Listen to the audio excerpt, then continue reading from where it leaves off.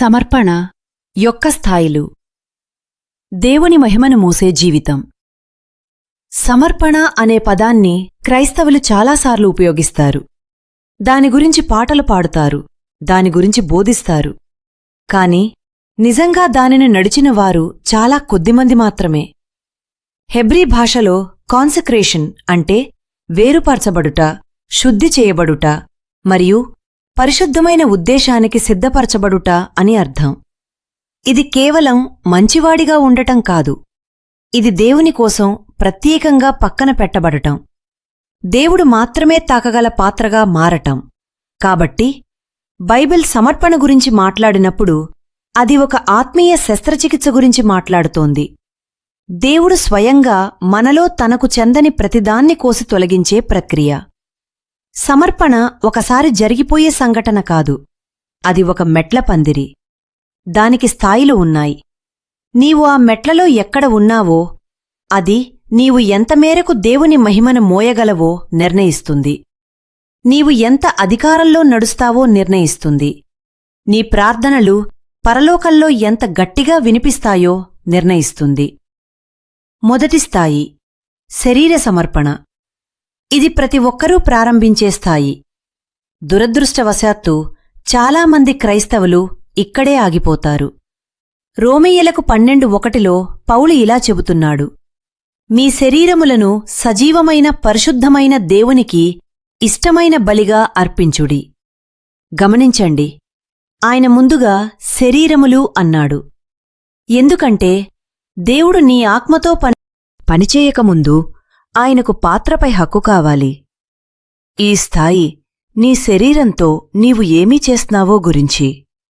నీవు ఏమీ చూస్తున్నావు, ఎక్కడికి వెళ్తున్నావు, నీ శరీరాన్ని ఎలా ఉపయోగిస్తున్నావు. నీ శరీరం దేవుని ఆలయం. ఆలయం అపవిత్రమై ఉంటే మహిమ దిగిరాదు. కొంతమంది ఇలా అంటారు: దేవుడు హృదయాన్ని మాత్రమే చూస్తాడు. అది పూర్తిగా సత్యం కాదు. దేవుడు నీ ఉనికిలోని ప్రతి భాగాన్ని పరిశుద్ధం చెయ్యాలని కోరుతున్నాడు, శరీరాన్ని కూడా. మొదటి తెస్సలోనికైలకు 4:4 ప్రతివాడును తన పాత్రను పరిశుద్ధతతోనూ ఘనతతోనూ కాపాడుకొనవలెనని తెలిసికొనవలెను. ఇక్కడ పాత్ర అంటే శరీరం. పౌలు పాత్రనదను కలిగి ఉండాలి అనలేదు, దానిని ఎలా కాపాడుకోవాలో తెలుసుకోవాలి అన్నాడు. శరీరాన్ని అదుపులో ఉంచడం ఆటోమేటిక్ కాదు, దానికి వాక్యము మరియు క్రమశిక్షణ అవసరం. రెండో స్థాయి ఆత్మ యొక్క సమర్పణ. ఇక్కడి నుంచే అసౌకర్యం మొదలవుతుంది. ఎందుకంటే సౌల్ అంటే మనస్సు, సంకల్పం, భావోద్వేగాలు. చాలామందికి శరీరం పరిశుభ్రంగా ఉంటుంది, కాని మనస్సు అపవిత్రంగా ఉంటుంది. మద్యం మానేశారు కాని కోపం వదలలేదు.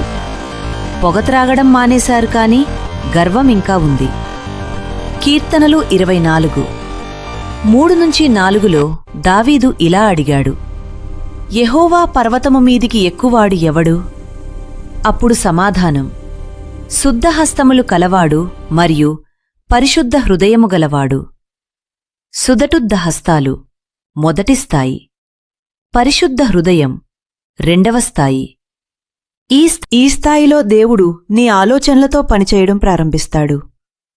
క్షమించలేని స్వభావం, అసూయ, భయం, కామం, గర్వం ఇవన్నీ నీ ఆత్మలోని చీకటి గదుల నుండి బయటకు లాగుతాడు.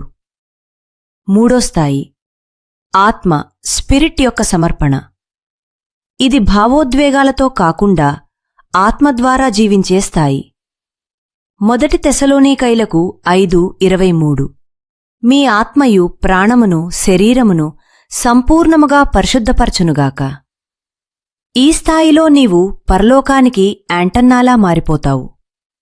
దేవుడు అరవడం ఆపి గుసగుసలాడటం ప్రారంభిస్తాడు, ఎందుకంటే ఇప్పుడు నీవు వినగలవు. నాలుగో స్థాయి సమయం మరియు పిలుపు యొక్క సమర్పణ. ఈ స్థాయిలో దేవుడు నీ క్యాలెండర్ను స్వాధీనం చేసుకుంటాడు. ఇప్పుడు నీవు నీ ఇష్టప్రకారం కదలలేవు, ఆదేశాల ప్రకారం కదలాలి. యోహాను 5:19 యేసు, తండ్రి చేయుట చూచినదే కుమారుడు చేయును. ప్రతి నిమిషం ఒక విత్తనం అని గ్రహిస్తావు. అప్పుడు నీవు జాగ్రత్త పడతావు. సంబంధాల విషయంలో, సంభాషణల విషయంలో, వెళ్ళే ప్రదేశాల విషయంలో నీ నియామకానికి చెందనిది నీ పని కాదు. 5వ స్థాయి మహిమ యొక్క సమర్పణ. ఇది అత్యున్నత స్థాయి. ఇది మోషే స్థాయి. ఇది ఏలీయా స్థాయి.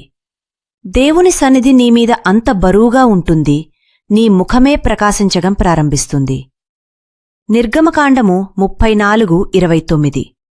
మోషే తన ముఖము ప్రకాశించుచున్నదని తానే తెలియలేదు. ఇక్కడ నీవు ప్రదర్శించడం ఆపేస్తావు, కేవలం మోస్తావు. నీవే భూమిపై దేవుని చిరునామాగా మారిపోతావు. లోతైన సత్యం ప్రతి స్థాయి కేవలం ఎక్కువ శక్తిని ఇవ్వదు, శత్రువుకు తక్కువ ప్రవేశాన్ని ఇస్తుంది. మొదటి స్థాయి శరీర ద్వారాన్ని మూసేస్తుంది. 2వ స్థాయి మనసు ద్వారాన్ని మూసేస్తుంది. 3వ స్థాయి అపరిచిత ఆత్మల ద్వారాన్ని మూసేస్తుంది. 4వ స్థాయి దృష్టి చెదరింపును మూసేస్తుంది. 5వ స్థాయి అవమాన ద్వారాన్ని మూసేస్తుంది. ఈ 5 ద్వారాలు మూసుకున్నప్పుడు సాతాను పనిచేయడానికి చట్టబద్ధమైన స్థలం ఉండదు. నీ సమర్పణ స్థాయి నీ అధికార స్థాయిని నిర్ణయిస్తుంది. దేవుడు బిజీగా ఉన్న విశ్వాసులను వెతకటం లేదు, సమర్పించబడిన వారిని వెతుకుతున్నాడు. సమర్పణ ఖరీదైనది, కాని రాజీ ఇంకా ఎక్కువ ఖరీదైనది. దేవునికి సంపూర్ణంగా అవును అని చెప్పు. అప్పుడు నీ జీవితం నరకాన్ని భయపెట్టే సాక్ష్యంగా మారుతుంది.